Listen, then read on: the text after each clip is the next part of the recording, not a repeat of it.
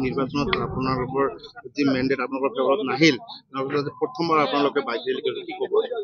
চাওক আমাৰ সাধাৰণ সম্পাদক ৰাজু নাৰ্জাৰী ডাঙৰীয়াৰ নেতৃত্বত আজিৰ পৰা অহা 8 তাৰিখলৈকে প্ৰায় গহপুৰলৈকে এটা বাইক ৰেলী তেখেতসকলে লৈছে আৰু এই বাইক ৰেলীৰ দ্বাৰা UPPLক পুনৰ শক্তিশালী কৰা আৰু লগতে বিভিন্ন অঞ্চলত বিভিন্ন শ্ৰেণীৰ ৰাইজৰ লগত ভাৱ বিনিময় কৰা এই বিষয়টো লৈ পেলাই আৰু বড়োলেণ্ডত পুনৰ যিটো শেহতীয়াভাৱে বম ব্লাষ্টৰ নিচিনা ঘটনা হৈছে, বিভিন্ন বজাৰ সমাৰ পূজাবিলাকত মদ ভাং যোৱা প্ৰচলন হৈছে আৰু আজি সিন্ডিকেটৰ পৰা আদি কৰি যিবিলাক পুনৰ আৰম্ভ হৈছে, এইবিলাক দেখা পাই পেলাই সমাজৰ বিভিন্ন শ্ৰেণীৰে শংকিত হৈছে আৰু UPPL দল হিচাপে যিহেতু এটা শক্তিশালী BTR গঢ়া আৰু বড়োলেণ্ডৰ 26টা জনগোষ্ঠীক লৈ একেলগে আগুৱাই যোৱা যিটো এটা এজেণ্ডা আছে, এই গোটেইখিনি বিষয়ক লৈ পেলাই এই ৰেলীৰ দ্বাৰা বিভিন্ন শ্ৰেণীৰ ৰাইজৰ লগত তেখেতসকলে ভাৱ বিনিময় কৰিব আৰু ইয়াৰ পিছত আমাৰ দলীয় যিবিলাক কাম কাজবিলাক ইতিমধ্যে আৰম্ভ হৈছে।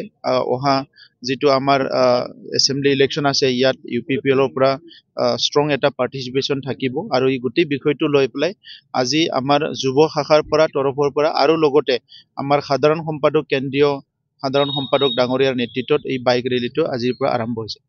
দেখা গৈছে যে আমাৰ হিয়াৰ মতে প্ৰাণৰ শিল্পী জুবিন গাৰ্গ ইতিমধ্যে নাই বিচাৰি গোটেই অসমতে আন্দোলন হৈছে, এই ক্ষেত্ৰত UPPL কি ভূমিকা হ'ব?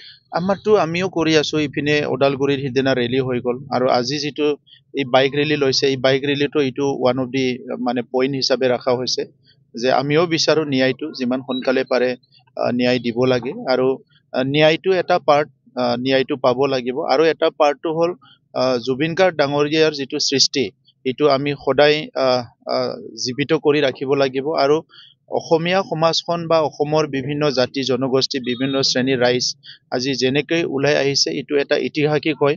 আজিৰ আগত আমি এনেকুৱা কোনোদিন দেখিবলৈ পোৱা নাই। গতিকে জুবিন গাৰ্গ ডাঙৰীয়াৰ যিটো কণ্ট্ৰিবিউশ্যন, এইটো প্ৰত্যেকজন ব্যক্তি প্ৰত্যেকটো শ্ৰেণীৰ ৰাইজ সকলো জাতি জনগোষ্ঠীয়ে সকলো বুজি পাইছে, এইটো আমাৰ কাৰণে বহুত ডাঙৰ কথা আৰু আজিৰ পৰিৱেশটো চাই আমি যিটো দেখিবলৈ পাইছো, জুবিন গাৰ্গ সদায় অমৰ হৈ গ'ল।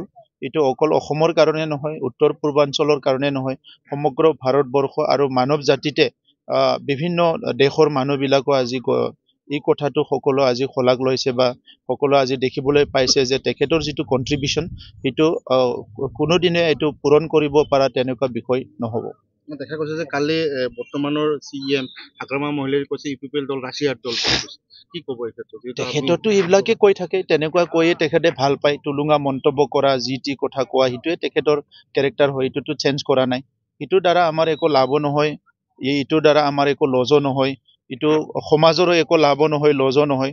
তেখেতক তেনেকুৱা ব্যক্তি বুলি জানে আৰু চবে। আৰু দেখা গৈছে যে যিহেতু এপছুৱে ইতিমধ্যে এটা ডিমাণ্ড লৈ যে BTR চুক্তি পুংখানুপুংখভাৱে ৰূপায়ণ হ'ব লাগে বুলি আন্দোলন কৰিছে বা প্ৰতিবাদ কৰিছে, তেনে ক্ষেত্ৰত তেখেতে কৈছে যে যিসকলে BTR চুক্তি কৰিছে তেখেতসকলে এইবিলাক কৰক, আমি কৰিবলৈ নাই।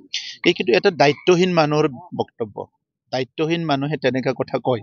এতিয়া BSC চুক্তি হৈছে, BTC চুক্তি হৈছে, BTR চুক্তি হৈছে বা আমাৰ কাৰণে বা এই অঞ্চলৰ কাৰণে কিবা এটা হৈছে, এইটো সকলো কাম এইটো শলাগ ল'ব লাগে বা এইটো ৱেলকাম কৰিব লাগে বা ইয়াৰ ইমপ্লিমেণ্টেশ্যনৰ কাৰণে চবেই কাম কৰিব লাগে। যদি এইটো কোনোবা ইগন'ৰ কৰিছে, এইটো দায়িত্বহীন মানুহৰে কথা। যিহেতু NDAত আপোনালোকে ইতিমধ্যে চৰ্চা চলিছে, NDAৰ পৰা আপোনালোকে ওলাই আহিব, কেতিয়ালৈ ওলাই আহিব? এনেকুৱা একো সিদ্ধান্ত হোৱা নাই, পৰৱৰ্তী সময়ত যেতিয়া আলোচনা হ'ব, সিদ্ধান্ত হ'ব, আপোনালোকক জনাই দিম।